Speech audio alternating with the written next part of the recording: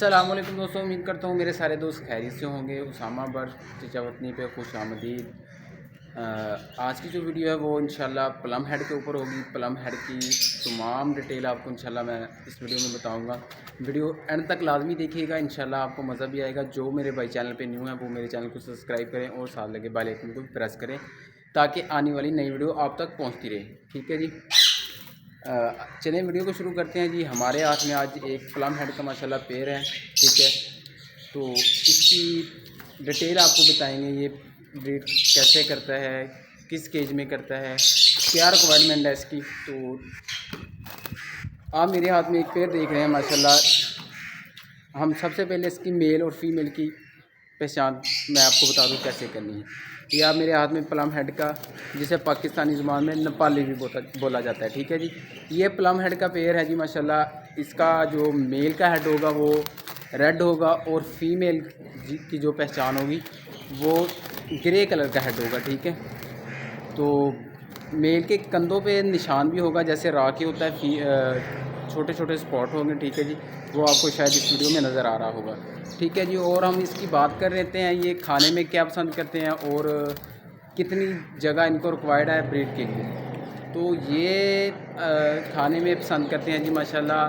बहुत ही फ्रूट अच्छा बहुत पसंद करते हैं, और बीज सूरजमुखी हो गया, कनेरी शीट हो गया। ठीक है जी, ऐसी चीज़ें बहुत पसंद करते हैं। और ये किन किन इलाकों में पाए जाते हैं, ये मुल्तान, इस्लामाबाद, फैसलाबाद, तो इंडिया में।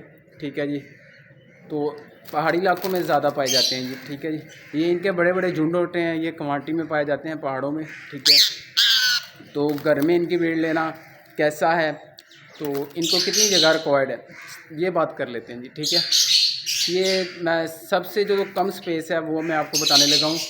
3 बाई इसकी लंबाई होनी चाहिए केज की, और 2 फुट गहराई होनी चाहिए, 2 फुट की चौड़ाई होनी चाहिए। ठीक है, ये इनके लिए बेस्ट है। ठीक है जी, इससे छोटे केज में ये ब्रीड नहीं करते। ठीक है जी, इससे बड़ा हो जाए, इससे छोटा ना हो। तो सबसे मेन चीज़ ये ब्रीड पर जो प्राइवेसी है उसमें करते हैं। ठीक है, प्राइवेसी इनके लिए बहुत ज़रूरी है। घर में इनकी ब्रीड लेना थोड़ा सा मुश्किल है। ये जंगलात में ज़्यादातर दरख्तों के ऊपर घोंसले बना के रहते हैं। ठीक है जी, पहाड़ी इलाकों में रहते हैं जी। तो बात कर लेते हैं जी कि इनका ब्रीडिंग सीज़न कौन सा होता है। ये फरवरी मार्च में फर्स्ट क्लच करते हैं। ठीक है जी, और बाद अगस्त सितंबर में ये दूसरा क्लच करते हैं। ये 2 साल में सीज़न होते हैं। अगर आप 3 क्लच लेना चाहें तो आपको ये इनके बच्चे पिन फैदर में उठा लेने चाहिए। ठीक है जी, ये तीसरा क्लच भी कर लेते हैं। तो बात करते हैं तीसरी बात, ये ब्रीड के काबिल कब हो जाता है। ये ब्रीड के काबिल तकरीबन 2 साल में ब्रीड के काबिल हो जाता है। ठीक है जी, 2 साल में ये ब्रीड के काबिल हो जाता है।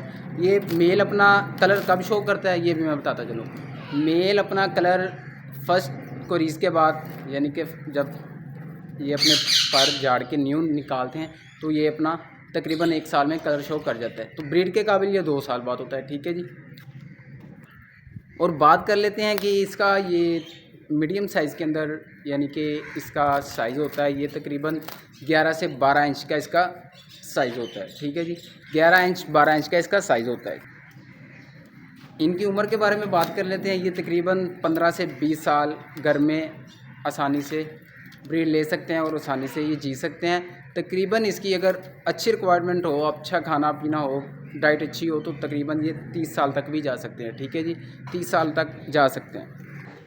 घर में इनकी ब्रीड लेना इसलिए मुश्किल है कि क्योंकि बाकी तोतों के बानिस्बत ये घर में थोड़ी सी मुश्किल ब्रीड करता है, तो इसके लिए थोड़ी सी रिक्वायरमेंट ज़्यादा है। ठीक है जी, उम्मीद करता हूँ कि मेरी आज की वीडियो आपको पसंद आई होगी। तो जो भाई मेरे चैनल पे न्यू है वो मेरे चैनल को सब्सक्राइब करें और साथ लगे बेल आइकन भी प्रेस करें। इंशाल्लाह नेक्स्ट वीडियो में मिलते हैं। तब तक इजाज़त दें। अपने भाई को हाफिज़ उसामा को फ़ी अमानिल्लाह, जज़ाकल्लाह, दुआ में याद रखिएगा।